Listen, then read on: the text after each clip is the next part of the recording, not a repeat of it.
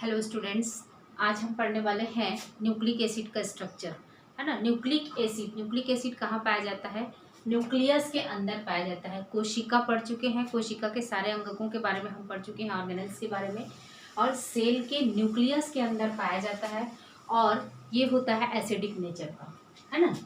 क्योंकि ये nucleic acid क्या क्यों नाम पड़ा है इसका? क्योंकि ये न्यूक्लियस के अंदर पाया जाता है और नेचर इसका होता है एसिडिक, इसीलिए इसको कहा जाता है न्यूक्लिक एसिड। और न्यूक्लिक एसिड कहाँ पर पाया जाता है? जैसे ये है कोशिका के केंद्रक, और केंद्रक के अंदर में जो भी आनुवांशिक पदार्थ या जेनेटिक मटेरियल होता है जो कि सूचनाओं को एक पीढ़ी से दूसरी पीढ़ी पर आनुवांशिक सूचनाओं लक्षणों को लेकर जाता है, तो उसको कहेंगे न्यूक्लिक एसिड। या क्रोमेटिन नेट का बना होता है, न्यूक्लिक एसिड जो होता है वो क्रोमेटिन नेट के होते हैं।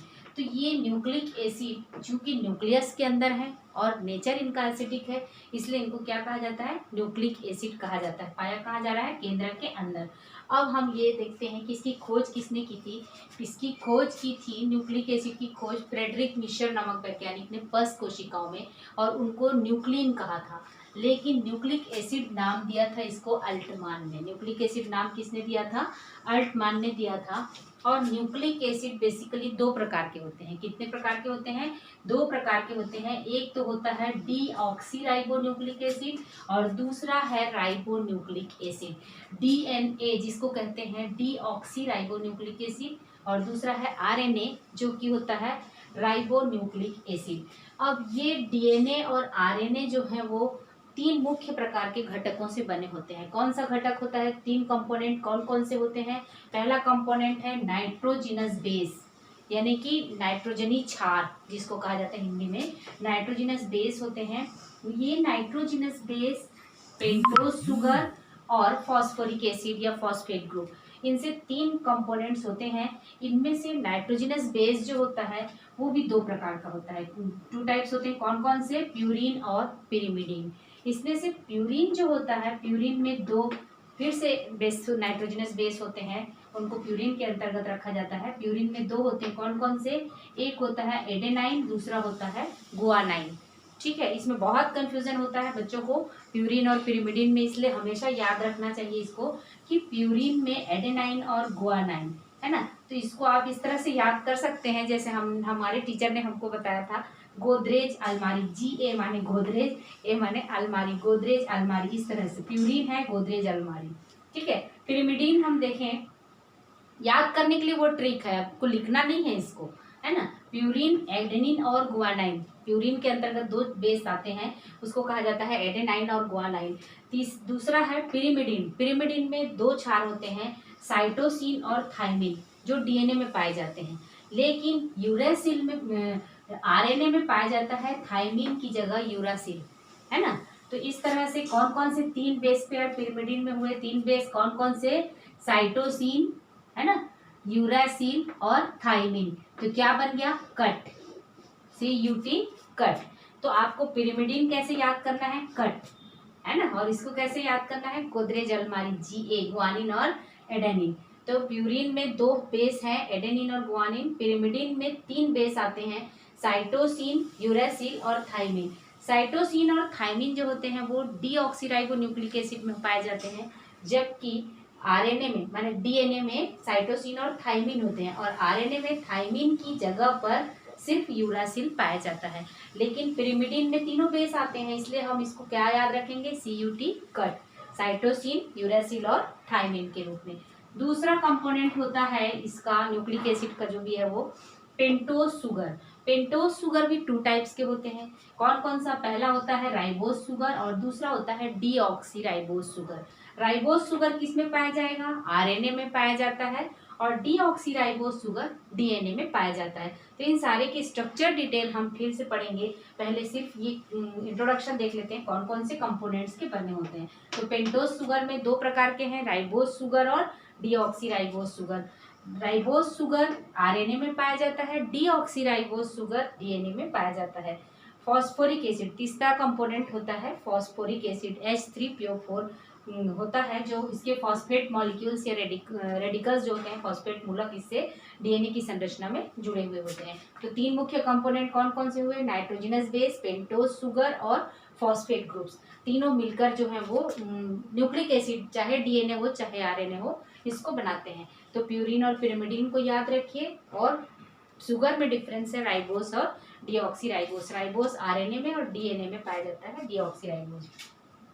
एक्चुअल में न्यूक्लिक एसिड जो होते हैं न्यूक्लियोटाइड्स के पॉलीमर्स होते हैं।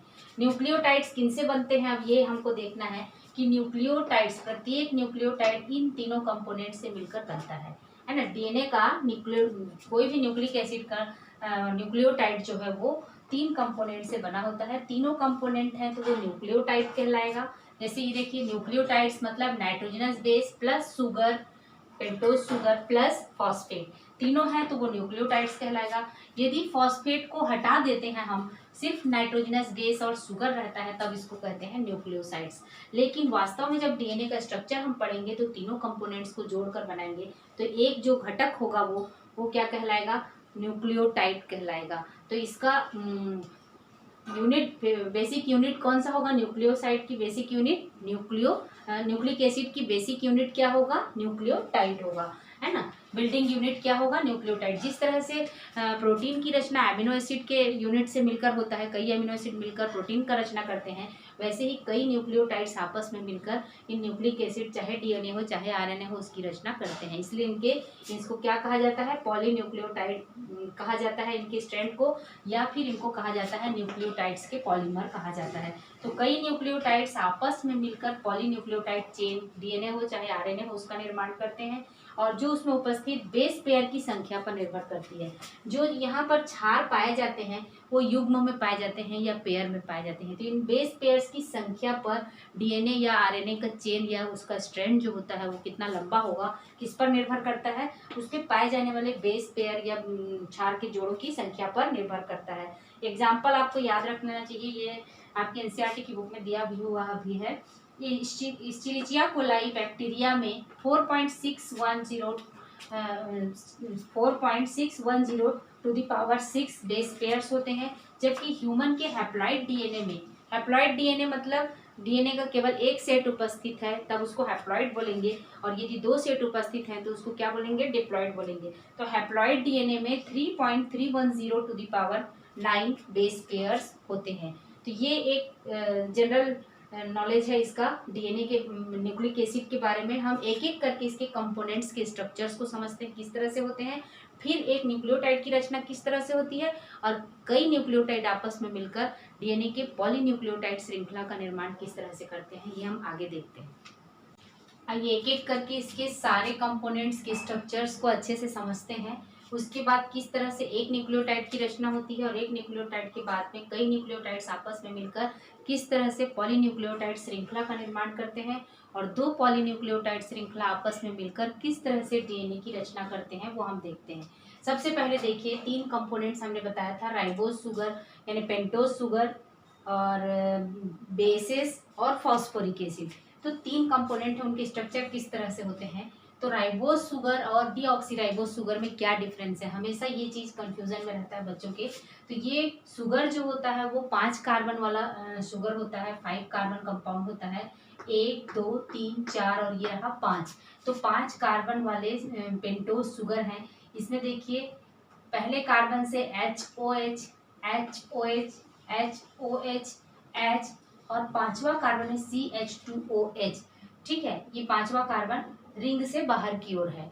तो ये पेंटोज रिंग जो है इसमें दूसरे नंबर के कार्बन पर डिफरेंस पाया जाएगा कि राइबोस शुगर में HOH होगा दूसरे नंबर के कार्बन पर, जबकि डीऑक्सीराइबोस शुगर में यहाँ पर से ऑक्सीजन जो है वो डिलीट हो जाता है या हट जाता है, जिसकी वजह से ये क्या हो जाएगा, डीऑक्सी, यानी ऑक्सीजन के बाहर निकल जाने के कारण इस शुगर को क्या कहेंगे, डीऑक्सीराइबोस शुगर कहेंगे। तो क्या डिफरेंस हो गया, दूसरे नंबर के कार्बन पर राइबोस शुगर में हाइड्रोक्सिल ग्रुप है, जबकि यहाँ पर हाइड्रोजन प्रेजेंट है, एक ऑक्सीजन जो है वो निकल गया है। तो उसके कारण ये इसका स्ट्रक्चर क्या हो जाएगा, C5H10O5। गिन लीजिए, देख लीजिए, C 1 2 3 4 और 5 कार्बन है, जबकि हाइड्रोजन कितने होंगे, 1 2 3 4 5 6 7 8 और 2 10, तो H10 और O कितने हैं 1 2 3 4 और यहाँ पर हो गया 5। तो ये हो गया राइबोस शुगर का C5H10 और O5, C5H10O5, इसको हमेशा याद रखिए। सिर्फ एक ऑक्सीजन O4 हो जाता है, यहाँ पर क्या होगा C5H10 तो इसी की जैसे ही है लेकिन O4 हो जाएगा क्योंकि एक ऑक्सीजन यहाँ से बाहर हो गया है। तो ये हो गया राइबोस शुगर और डीऑक्सी राइबोस शुगर में डिफरेंस। डीएनए का जब स्ट्रक्चर होगा तो उसमें शुगर कैसा होगा डीऑक्सी राइबोस शुगर होगा, और आरएनए की स्ट्रैंड बनेगा तो उसमें राइबोस शुगर यूज होगा। उसके बाद आते हैं पिरिमिडीन की संरचना और प्यूरिन की संरचना। तो पिरिमिडीन में 3 बेस पेयर हम बताए, 3 बेस बताए थे, कौन कौन से, साइटोसिन, थायमिन और यूरासिल। साइटोसिन और थायमिन तो होते हैं डीएनए के बेस होते हैं, जबकि यूरासिल जो होता है वो आरएनए में पाया जाता है इस थायमिन की जगह में। ठीक है, इसमें डिफरेंस क्या है, ये बेंजीन रिंग होते हैं, 6 कार्बन कंपाउंड होते हैं और इसमें पहले और तीसरे कार्बन पर नाइट्रोजन होते हैं और बाकी 4 जो होते हैं वो कार्बन होते हैं, और फोर्थ कार्बन पर इसमें साइटोसिन में अमीनो ग्रुप जुड़ा होता है। तो आपको सिर्फ ये याद रखना है कि पिरिमिडीन जो होते हैं वो सिंगल रिंग वाले होते हैं और प्यूरिन जो होते हैं वो क्या होते हैं डबल रिंग वाले स्ट्रक्चर होते हैं, हेट्रोसाइक्लिक कंपाउंड होते हैं, क्योंकि इसमें कार्बन के अलावा नाइट्रोजन भी होता है। इस रिंग में कार्बन के अलावा नाइट्रोजन है, इसलिए हेट्रोसाइक्लिक बेंजीन रिंग कहेंगे। तो ये हेट्रोसाइक्लिक है क्योंकि कार्बन भी है और नाइट्रोजन भी है उसके अलावा रिंग में। ठीक है, अब इसमें देखिए साइटोसिन में क्या है कि पहले और तीसरे कार्बन पर नाइट्रोजन, पहले और तीसरे पोजीशन पर नाइट्रोजन इसमें भी है, पहले और तीसरे पर नाइट्रोजन थायमिन में भी है, पहले और तीसरे पर नाइट्रोजन थायमिन में, यूरासिल में भी है। डिफरेंस आपको क्या देखना है, सिर्फ ये देखना है कि साइटोसिन में एमिनो ग्रुप 4th कार्बन पर जुड़ा हुआ है। ठीक है, उसके बाद देखिए थायमिन में 5th कार्बन पर एल्किल ग्रुप जुड़ा हुआ है ना, लेकिन 4th कार्बन पर कीटोन ग्रुप है। यदि स्ट्रक्चर आपको डिटेल समझना है तो, बाकी आपको सिर्फ ये समझना है कि पिरिमिडीन जो है वो सिंगल रिंग वाले स्ट्रक्चर हैं और प्यूरिन जो होते हैं वो डबल रिंग वाले स्ट्रक्चर होते हैं। तो थायमिन में सिर्फ क्या डिफरेंस है, थायमिन और इसमें एक एल्किल ग्रुप एक्स्ट्रा जुड़ा हुआ है 5th कार्बन पर और इसमें कीटोन ग्रुप ऊपर में पाया जाता है। तो थायमिन और यूरेसिल में स्ट्रक्चर लगभग समान होता है, सिर्फ एक एल्किल ग्रुप का डिफरेंस है। देखिए थायमिन और यूरेसिल में सेम स्ट्रक्चर है, सिर्फ 5वें कार्बन में एल्किल ग्रुप थायमिन में है जबकि यूरेसिल में 5वें कार्बन पर हाइड्रोजन है। ठीक है, और यहाँ पर देखिए दूसरे कार्बन पर कीटोन ग्रुप पाया जा रहा है। तो थायमिन और यूरासिल दोनों में दूसरे कार्बन पर कीटोन ग्रुप है और दूसरे और चौथे कार्बन पर कीटोन ग्रुप है, जबकि यूरासिल में दूसरे और चौथे पर कार्बन है, जबकि यहाँ पर 5वें कार्बन पर एल्किल ग्रुप स्थित है। तो ये हो गया साइटोसिन जिसमें अमीनो ग्रुप प्रेजेंट है किस कार्बन पर, 4th कार्बन पर। थायमिन जो है 5th कार्बन पर एल्किल ग्रुप है, बाकी का सभी सेम है। 2nd कार्बन पर कीटोन है और 5th पर एल्किल ग्रुप है। 2nd और 4th पर कीटोन और 5th पर एल्किल ग्रुप है, बाकी का स्ट्रक्चर सेम है। थायमिन और यूरासिल में डिफरेंस क्या है, थायमिन और यूरासिल में डिफरेंस ये है कि इसमें दूसरे और चौथे पर तो कीटोन है ही इसी तरह से, और पहले और तीसरे पोजीशन पर नाइट्रोजन है, लेकिन 5वें पोजीशन पर इसमें एल्किल ग्रुप है थायमिन में, जबकि यूरासिल में हाइड्रोजन है। तो ये हो गया पिरिमिडीन की संरचना, जो सिंगल रिंग वाले स्ट्रक्चर होते हैं पिरिमिडीन। अब इसमें देखते हैं एडेनाइन, प्यूरिन जो होते हैं एडेनाइन और गुआनाइन 2 होते हैं। तो एडेनाइन और गुआनाइन में क्या डिफरेंस है, इसमें 2 रिंग, इसमें नंबरिंग करते हैं तो इसमें देखिए पहले और तीसरे यहाँ पर 1 2 3 4 5 6 7 8, तो 7 और 8 पोजीशन है ना। 7th और 8th पोजीशन पर क्या है, नाइट्रोजन है। डबल रिंग वाले स्ट्रक्चर्स होते हैं इसमें, है ना, डबल रिंग वाले स्ट्रक्चर हैं इसमें। पहले, तीसरे, 7वें और 9वें कार्बन, ये 8 ये 9, 7वें और 9वें पोजीशन पर क्या है, 7वें और 9वें पोजीशन पर नाइट्रोजन स्थित है। नाइट्रोजन कहाँ का, पहले, तीसरे, 7वें और 9वें पर नाइट्रोजन है और 6th कार्बन पर अमीनो ग्रुप है। ये हो गया एडेनाइन। और गुआनाइन में क्या है, गुआनाइन कहाँ पर है, अमीनो ग्रुप कहाँ पर आ गया है, सेकेंड कार्बन पर आ गया है, और बाकी ऊपर जो है वो कीटोन ग्रुप है ना। 6 कार्बन पर अमीनो की जगह कीटोन है और सेकेंड कार्बन पर अमीनो ग्रुप यहाँ पर गुआनिन में आ गया है। तो यहाँ पर डबल रिंग वाले स्ट्रक्चर है, ये आपको याद रखने की जरूरत है। और ऑब्जेक्टिव क्वेश्चन में कई बार ये पूछेगा आपको कि प्यूरिन में कितने कितने पोजीशन पर, कौन कौन से पोजीशन पर नाइट्रोजन स्थित होते हैं। तो कौन कौन से पोजीशन पर हैं, first, third, 7th and 9th पर प्यूरिन में पाए जाते हैं। और पिरिमिडिन में कौन कौन से, only first and third position पर नाइट्रोजन पाए जाते हैं रिंग में। ठीक है, रिंग में। तो ये हो गया साइटोसिन, थायमिन, यूरासिल, पिरिमिडिन हो गए। एडेनिन और गुआनिन का स्ट्रक्चर है, इसमें किसका हो गया, प्यूरिन का। तो ये सिर्फ कौन से पोजीशन पर नाइट्रोजन पाया जा रहा है और कौन से फंक्शनल ग्रुप कौन से कार्बन पर पाए जा रहे हैं, इसको थोड़ा सा आप कंपेरेटिव स्टडी करेंगे तो आपको समझ में आ जाएगा। उसके बाद ये है phosphoric group, H3PO4 phosphoric acid के रूप में फॉस्फेट मूलक इसमें प्रेजेंट होते हैं। तो इसमें देखिए P, इसकी वैलेंसी कितनी होती है, फास्फोरस की 5 होती है।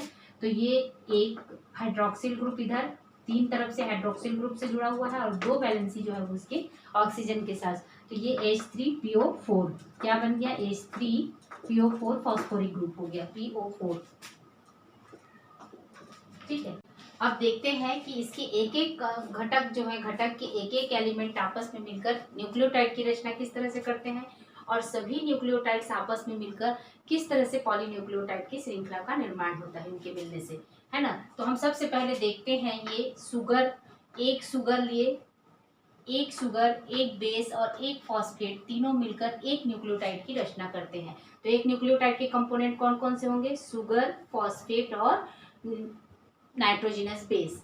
ठीक है, तो एक सुगर और एक नाइट्रोजनस बेस आपस में जिस बॉन्ड के द्वारा मिलते हैं, इस बॉन्ड को कहते हैं ग्लाइकोसाइडिक बॉन्ड।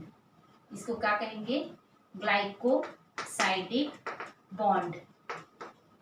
इसके द्वारा एक सुगर जो है वो अपने पहले कार्बन से एक नाइट्रोजनस बेस, चाहे कोई एडेनिन हो, चाहे गुआनिन हो, चाहे साइटोसिन हो, चाहे थायमिन हो, उनसे आपस में जुड़ेंगे तो उनके बीच में जो बॉन्ड बनेगा वो कहलाएगा ग्लाइकोसाइडिक बॉन्ड। ठीक है, उसके बाद इसको कहेंगे न्यूक्लियोसाइड। एक सुगर और एक बेस मिलकर क्या बनाएंगे, न्यूक्लियोसाइड। न्यूक्लियोसाइड जब आपस में जब किससे मिल जाते हैं, फॉस्फोरिक एसिड से जुड़ेंगे और ये पहले सुगर का 5वें कार्बन से फॉस्फोरिक एसिड जुड़ेगा और दूसरे सुगर के तीसरे, ये देखो तीसरा ऊपर की ओर है, तो पहले सुगर के 5वें कार्बन से दूसरे सुगर के पहले कार्बन से, दूसरे सुगर के तीसरे से, है ना। फर्स्ट सुगर एलिमेंट है, सुगर मॉलिक्यूल है, फर्स्ट सुगर के 5th कार्बन से और सेकंड सुगर के अगले शर्करा के 3rd कार्बन से फॉस्फेट ग्रुप जुड़ते हैं। तो इस तरह से इनके बीच में जो बॉन्ड बनता है उसको कहते हैं फॉस्फोडाइस्टर बॉन्ड। इनको क्या कहा जाता है, फॉस्फोडाइस्टर बॉन्ड कहा जाता है। ये बॉन्ड्स आप लोग याद रखिए, इसको ऑब्जेक्टिव में पूछा जाता है। बेस और सुगर के बीच की जो बॉन्ड है वो ग्लाइकोसाइडिक बॉन्ड है और सुगर और फास्फोरस के बीच में जो बॉन्ड बनता है उसको फॉस्फोडाइस्टर बॉन्ड कहते हैं। इनके बीच में जो बॉन्ड है वो फॉस्फोडाइस्टर बॉन्ड है। दोनों तरफ से सुगर में फॉस्फेट जो है वो दोनों तरफ से जुड़े हुए हैं फॉस्फेट इस बॉन्ड्स के द्वारा, इसीलिए इसको क्या कहेंगे, फॉस्फोडाइस्टर बॉन्ड्स कहते हैं। तो ये हो गया। उसके बाद थर्ड देखिए, यहाँ पर इस तरह से अब एक न्यूक्लियोटाइड बन गया, एक न्यूक्लियोटाइड से दूसरा न्यूक्लियोटाइड फॉस्फोडाइस्टर बॉन्ड के द्वारा जुड़ता जा रहा है, दूसरा न्यूक्लियोटाइड से तीसरा न्यूक्लियोटाइड फॉस्फोडाइस्टर बॉन्ड के द्वारा जुड़ रहा है, तीसरे से चौथे, इस तरह से आगे की ओर जुड़ते चले जाएंगे सारे न्यूक्लियोटाइड्स। तो आपको ये प्रश्न पूछा जा सकता है कि दो न्यूक्लियोटाइड्स के बीच में आपस में कौन सा बॉन्ड बनता है। तो एक न्यूक्लियोटाइड से दूसरा न्यूक्लियोटाइड किस बॉन्ड के द्वारा जुड़े हैं, फॉस्फोडाइस्टर के बॉन्ड के द्वारा। और दो बेस जो होते हैं वो दो न्यूक्लियोटाइड की श्रृंखला किस बॉन्ड के द्वारा जुड़े हैं, तो वो न्यूक्लियोटाइड की श्रृंखला जो है वो हाइड्रोजन बॉन्ड्स के द्वारा जुड़ी रहती है आपस में। तो सबसे पहले हम एक न्यूक्लियोटाइड की रचना देखें। कई न्यूक्लियोटाइड आपस में मिलकर पॉलीन्यूक्लियोटाइड की श्रृंखला बनाए। तो इसमें डीएनए में हम जानते हैं कि दो इस तरह से पॉलीन्यूक्लियोटाइड की श्रृंखला होती है।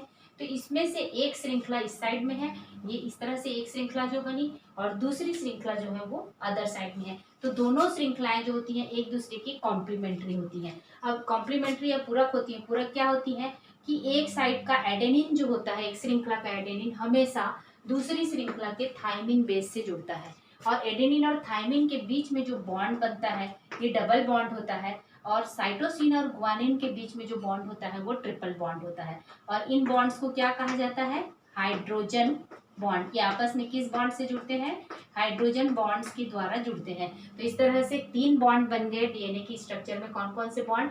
शुगर और बेस के बीच में ग्लाइकोसाइडिक बॉन्ड है ना, और 2 न्यूक्लियोटाइड के बीच में आपस में फॉस्फोडाइस्टर बॉन्ड, और 2 पॉलीन्यूक्लियोटाइड श्रृंखला के बीच में, माने शुगर और दो आपस में बेस जो होते हैं आपस में किससे बनते हैं? हाइड्रोजन बॉन्ड्स के द्वारा जुड़ते हैं। एडेनिन और थायमिन हमेशा डबल बॉन्ड के द्वारा जुड़ेंगे, और एडेनिन हमेशा थायमिन के साथ में पेयरिंग होता है, और या थायमिन एडेनिन के साथ, और साइटोसिन की पेयरिंग हमेशा गुआनिन के साथ होता है, और गुआनिन या साइटोसिन। उसी तरह से यदि आरएनए है तो क्या होगा? एडेनिन की हमेशा पेयरिंग किसके द्वारा होगा? यदि आरएनए है तो यूरासिल के द्वारा। ए की पेयरिंग किसके द्वारा होगी? ए की पेयरिंग हमेशा यू के द्वारा होगी। तो ये होगा आरएनए का, है ना। आरएनए में इस तरह से ए का यू से जुड़ता है, लेकिन डीएनए है यदि तो एडेनिन के साथ थायमिन और गुआनिन के साथ साइटोसिन। एडेनिन और थायमिन के बीच में डबल हाइड्रोजन बॉन्ड होंगे, और साइटोसिन और गुआनिन के बीच में ट्रिपल हाइड्रोजन बॉन्ड होंगे। तो ये हो गया पॉलीन्यूक्लियोटाइड श्रृंखला, और 2 पॉलीन्यूक्लियोटाइड श्रृंखला एक दूसरे से हाइड्रोजन बॉन्ड्स के द्वारा जुड़े रहते हैं। और एक चीज और आपको पूछा जा सकता है, इसमें देखिए 3 डेज और 5 डेज एंड दिखाए गए हैं। 3 डेज और 5 डेज, इसका अर्थ क्या है? इस तरह से 3 डेज और 5 डेज। यहाँ पर देखिए पहली पॉलीन्यूक्लियोटाइड श्रृंखला जो होती है वो 3 डेज पर फ्री है, माने तीसरा कार्बन जो है शुगर का वो फ्री है ना, तीसरा कार्बन फ्री है। जबकि यहाँ पर देखिए 5वां कार्बन फ्री है, इसीलिए इसको क्या कहा जाता है? 5 डेज कहा जाता है। इसको 3 डेज और इसको 5 डेज कहा जाता है। अब दूसरा देखिए, इसका एंटी पैरेलल है। दोनों श्रृंखलाएं एक दूसरे के एंटी पैरेलल होती हैं, है ना। दोनों श्रृंखलाएं एक दूसरे के एंटी पैरेलल होती हैं।